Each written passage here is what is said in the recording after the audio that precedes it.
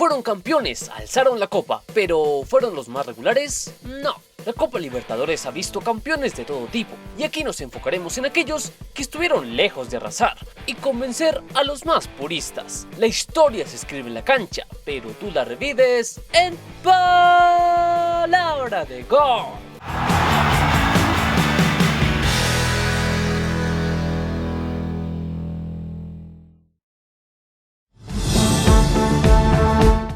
Y arrancamos nomás con este recorrido por los equipos que fueron campeones pero cuyo rendimiento no fue el más espectacular. Esto no fue el caso de Flamengo en el 81, que tuvo una gran campaña camino a su primera Copa Libertadores. Esta la pueden repasar detalladamente en esta nota de OneFootball. El link te lo dejaremos aquí abajo en la descripción, además del enlace de descarga gratis de esta app que te trae información muy interesante, en especial en estos días donde estamos próximos a celebrar la mayor fiesta de nuestra querida Copa Libertadores. Esperemos ver un gran campeón digno de recordar, algo que no sucedió en el 88 con Nacional, el primer ganador descafeinado de esta lista, ya que la campaña del tricolor en el 88 no fue avasallante ni mucho menos. Primero, en la fase de grupos, fuera de casa, nunca pudo sumar de a 3 y clasificó por detrás del América. En la segunda fase, el Bolso no fue capaz de superar a la U Católica clasificando por gol visitante. En la tercera fase, los uruguayos tuvieron una serie apretada ante Newell's, pero que supieron ganar por la mínima en casa.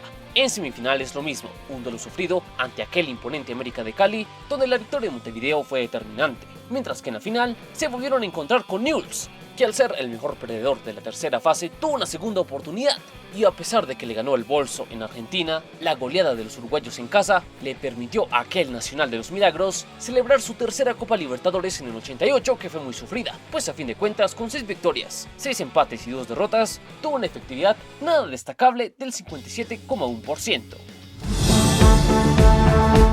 Vélez probó la gloria en el 94, pero tuvo que pasar por mucho para conseguirla. La fase de grupos, si bien la encabezó, la superó con lo justo, ya que cuando le tocó visitar a los brasileños, la pasó mal.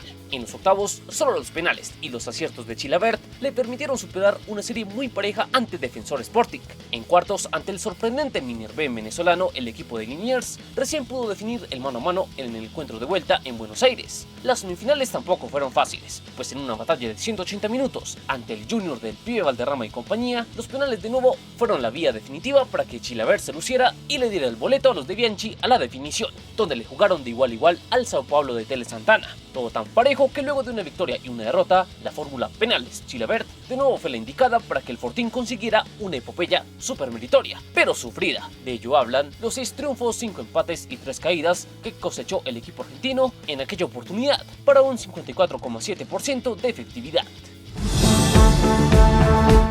Otro de esos campeones sufridos que estuvieron lejos de ser imbatibles fue aquel Atlético Nacional del 89. Primero en la fase de grupos solo ganó 2 partidos y en casa incluso caería contra Millonarios, que clasificaría por encima de los verdolagas. En los octavos de final también sufrió ante Racing, clasificando gracias a un gol in extremis en la vuelta que le dio el triunfo en el marcador global. Los cuartos de final tampoco fueron un paseo para los paisas, que en una controvertida serie superaron por la mínima a Millonarios. Una gran victoria moral que al fin le dio algo de tranquilidad a los verdes, que a pesar de empatar en Uruguay en casa arrasaron en las semis a Danubio. Luego en la definición necesitó de una gran remontada ante Olimpia para llevarse el título, donde hasta en los penales estuvieron llenos de incertidumbre, por lo que la campaña de la primera Copa Libertadores para el verdolaga no fue de lo más regular del mundo, al acumular 6 triunfos, 5 empates y 3 derrotas, para un rendimiento del 54,7%.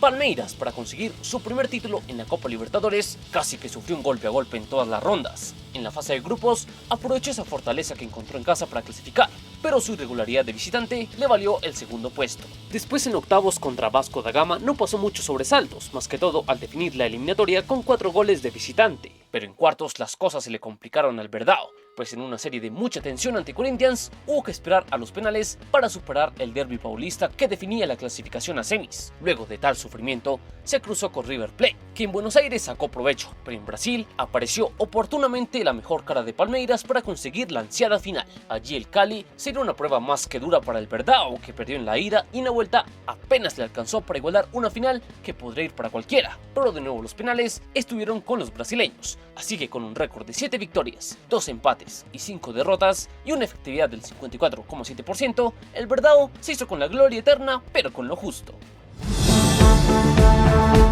Estaremos de acuerdo en que el River de Gallardo en 2015 a la hora de la verdad fue infalible, pero esto no quita que haya tenido que sufrir demasiado para conseguir el título, empezando por la fase de grupos, donde River solo ganó un partido, y de no ser por los engañosos empates y los resultados de otros partidos que terminaron beneficiando al millonario, no hubiera clasificado a los octavos de final como el peor segundo. De hecho, eso lo llevó a cruzarse con Boca Juniors en octavos, pero allí River mostró un cambio de mentalidad brutal, poniendo en problemas a un cuadro ceneice que lo perdía hasta que el Panadero y sus secuaces le dieron el empujón final al equipo de Núñez hacia los cuartos. Allí continuó ese equipo millonario bipolar, que perdía en casa, pero ante la urgencia era capaz de golear a Cruzeiro en Brasil. Las semifinales fueron más tranquilas para los argentinos, que sobre todo aprovecharon la victoria que consiguieron en casa para superar a Guaraní, y en la final ante Tigres, un empate de visitante no fue impedimento para que Napoleón y compañía concretaran su primera conquista de la gloria eterna, a pesar de lo irregular que fue esta, pues su efectividad en definitiva fue de un 52,3% tras conseguir 5 victorias, 7 empates y 2 derrotas.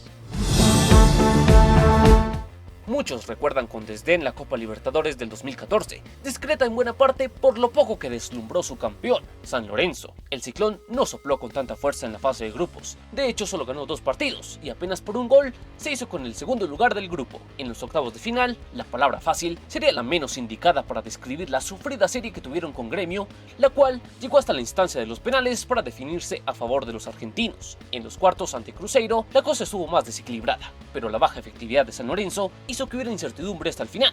Todo muy distinto en las semis ante Bolívar, donde la paliza en la ida le permitió clasificar sin problemas al Cuervo a pesar de la derrota en la revancha. Y para la final, la peor de la historia para muchos, un solitario gol en la vuelta fue suficiente para que el cuadro argentino celebrara su primera Copa Libertadores, gracias a su irregular campaña de 6 victorias, 4 empates y 4 derrotas, que le dejan un 52,3% de efectividad al ciclón.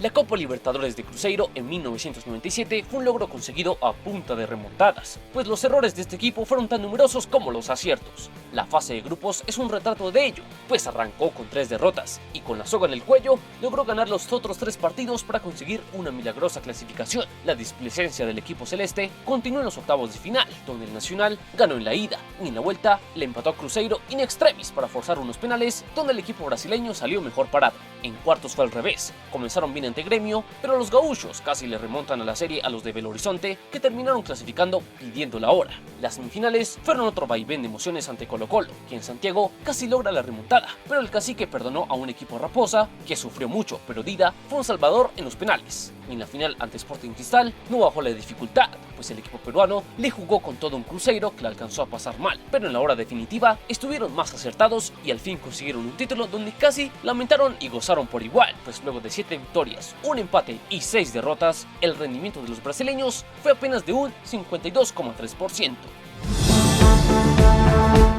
Pero si de victorias con sufrimiento se trata, los campeones son Liga de Quito y su rendimiento bipolar en el título del 2008, que desde la fase de grupos demostró que en casa podía ser letal, pero fuera de ella le costaba bastante encontrar solidez. Estudiantes fue la primera gran prueba para este equipo que de nuevo vivió gracias a su infalibilidad en casa, pues en Argentina se vio en más de un aprieto para conservar la ventaja.